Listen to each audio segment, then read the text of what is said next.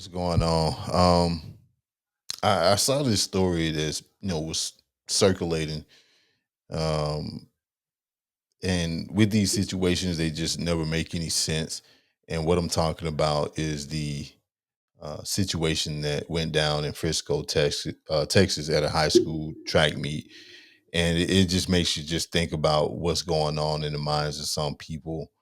Uh, but that's why I always say that you got to make better choices. But let's check this one out and just kind of, I don't know, it's crazy. A relative of a Frisco teenager took to Facebook to defend him Friday. Kevin Hayes wrote that Karmelo Anthony defended himself against violent aggressors in a now viral Facebook post. He calls the victim and his twin brother bullies and claims they tried to take his belongings, broke his phone, and stomped on it. I'm sure the defense would argue that he's a young man, he's scared, he's allegedly just been jumped by multiple people, and, he panicked. Attorney Mike Howard. It's going to be complicated and it's going to depend on what the witnesses there say. The arrest warrant says Anthony, a student at Frisco's Centennial High School, was under Memorial High School's tent. The warrant says Austin Metcalf, a Memorial student, told him to leave.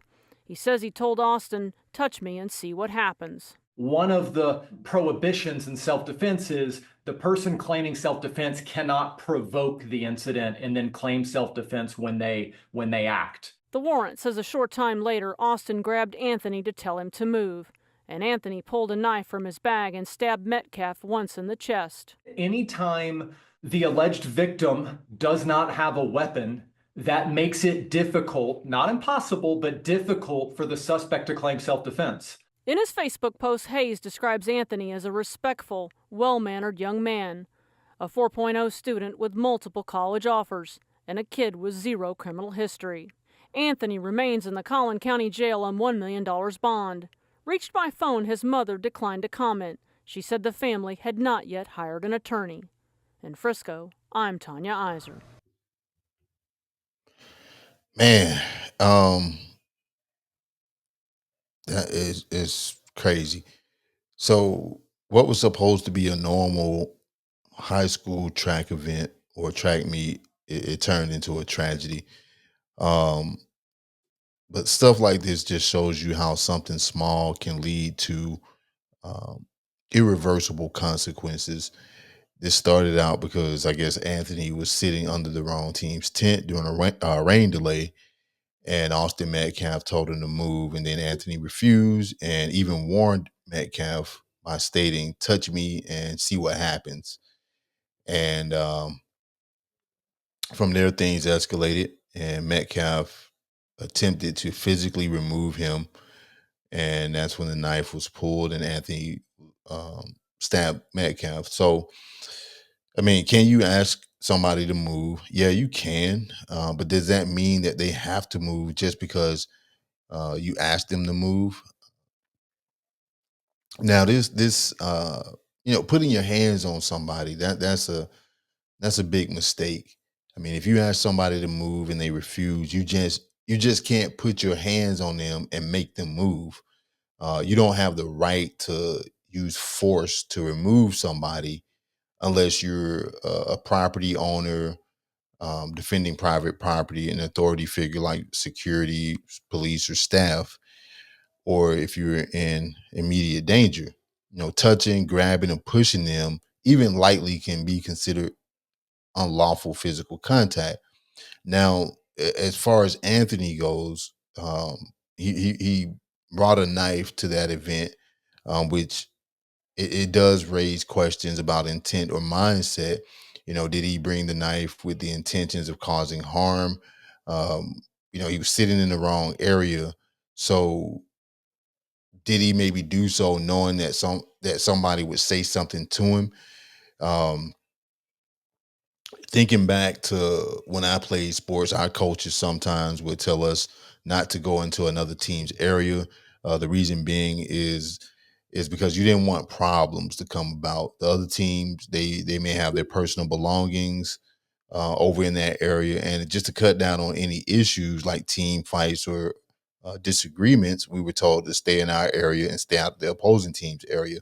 But then at the same time, a lot of us knew uh, other kids that went to the opposing team school. We would go over and chat with them, and we never had any issues. Now, yeah, I mean, Anthony, yeah, I think the response was extreme, but when you put your hands on somebody, you don't get to decide how the other person is going to respond. But I just think that they both should have just walked away, or maybe called for a coach or security to handle things. But see, it's that battle of egos that gets people into trouble. People have these pissing contests with each other where they go back and forth with each other to the point where nobody's willing to back down.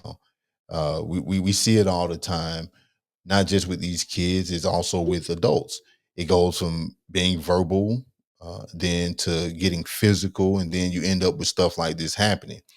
Now, you do have the right to defend yourself, but when you use lethal force during a non lethal confrontation, you end up setting yourself up for failure, and you end up getting yourself into a lot of trouble because Anthony has said that it was self defense, but the force used must be proportional to the threat, meaning that the amount and type of force that you use to defend yourself must match the level of danger that you're facing.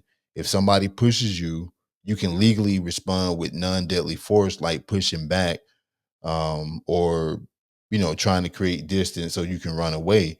But using a knife in that moment, I don't know. I don't know. I don't think that that's proportional. But like I said, I mean, uh, when somebody puts their hands on another person, that person who gets physical first, they don't get to decide how that other person is going to respond. I mean, you just never know. So, like I said, they both should have just walked away.